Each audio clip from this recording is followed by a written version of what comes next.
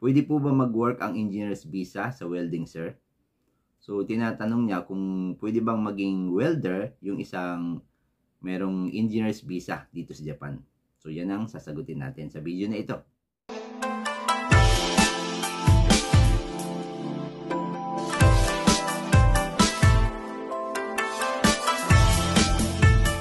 Ohayou gozaimasu, minasang. Ako po si Leo, isang OFW dito sa Japan. Kung hindi pa po kayo nakasubscribe, click nyo na yung subscribe button.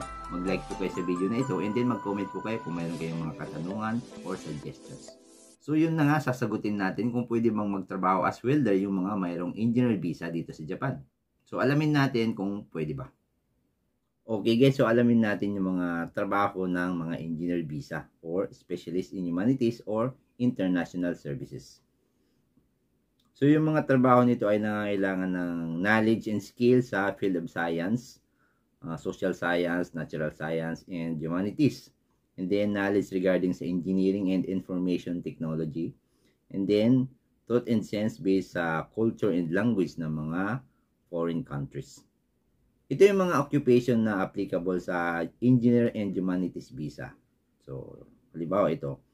Dati kasi ito yung magkakahiwalay na visa. So, dati engineer, specialist in humanities, and international services. Dati ay separate na visa yan. Pero ngayon, pinag-isa na nila. So, halimbawa sa engineer, occupation which requires knowledge in the field of natural science, engineering, and information processing or information technology. So, yung mga software engineer, system engineer, computer programmer, mga project manager, mga IT, field of IT, mga software, computer technology, science, architecture, and construction, automobile, etc.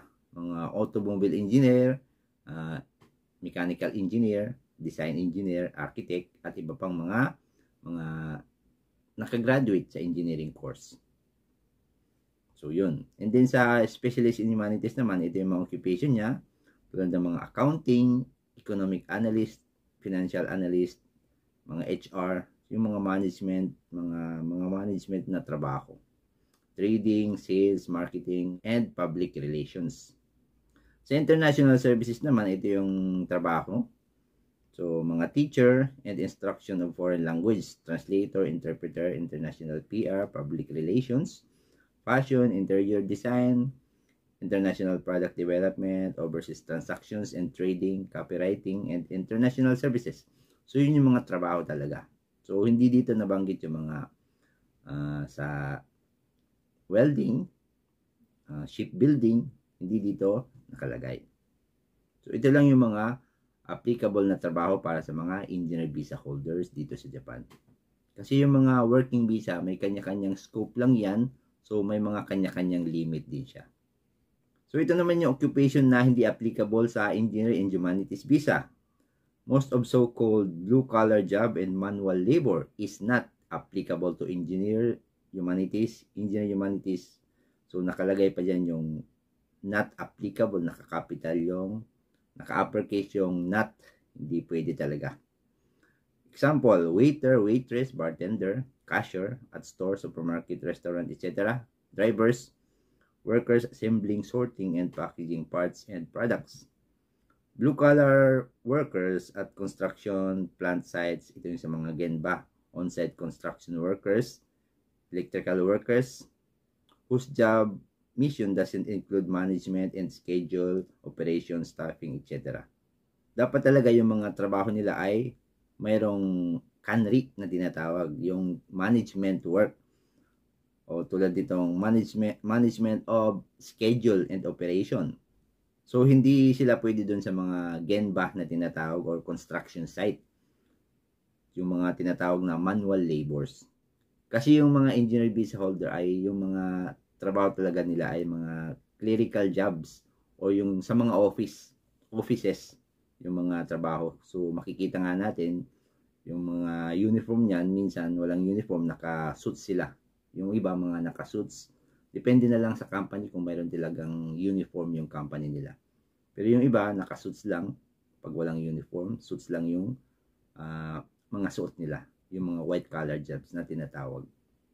Or mga salaryman, minsan tinatawag din. So, ito yung mga dapat na maging trabaho ng mga may engineer visa. So, management of schedule, operations, and staffing. And then, estimation of cost, designing, halimbawa mechanical design, mga 3D AutoCAD designer or CAD operator. And then, planning of installment of electrical facilities. So, yun. Scheduling, and then operation, staffing, and estimation, designing, planning. Yun yung mga trabaho ng mga mayroong engineer visa holder. Pero minsan, kapag yung isang company na pasukan natin bilang isang engineer visa holder, may mga time kasi na medyo hima.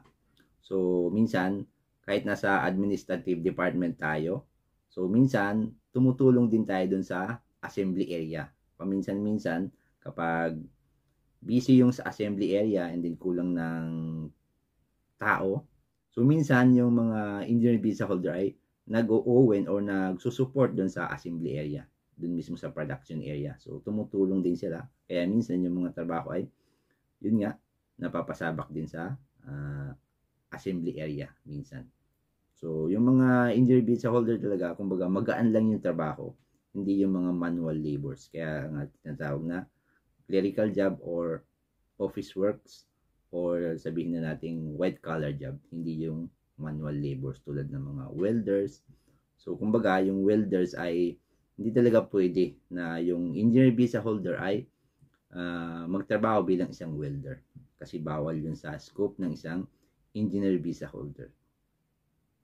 Actually, kahit nga mag part-time, dapat yung part-time na papasukin natin bilang isang engineer visa holder ay nakapaloob pa rin dun sa scope ng engineer visa. Okay. So, sana nasagot ko yung katanungan ng ating subscriber or follower sa Facebook at subscriber sa ating YouTube channel. So, yun talaga kapag welder or manual labor kasi yung welder. So, kung mayroon kang engineer visa holder, so hindi applicable yung welder. Hindi ka pwede magtrabaho as welder dito sa Japan. Kasi violation yon. So, kapag malaman ng immigration or may magsumbong sa immigration na ikaw ay nagtatrabaho bilang isang welder, kahit engineer visa holder ka, pwede kang ma-check ng immigration at pwede kang mapatawan ng parusa. Sa mga kababayan natin, so mag-ingat po tayo kahit meron tayong working visa. So, hindi lahat ng trabaho ay pwede nating pasukin. So, lahat ng mga working visa, SSW, engineer visa, engineering humanities, may kanya-kanyang scope lang sila at mayroong kanya-kanyang limit. Okay guys, hanggang dito na lamang po yung video nito. Kung hindi pa po kayo nakasubscribe, click nyo na yung subscribe button. Mag-like din po kayo and then mag-comment po kayo sa baba kung mayroong kayong mga suggestions, katanungan, or mga clarifications. Okay guys, hanggang sa muli. Thank you for watching. Bye-bye.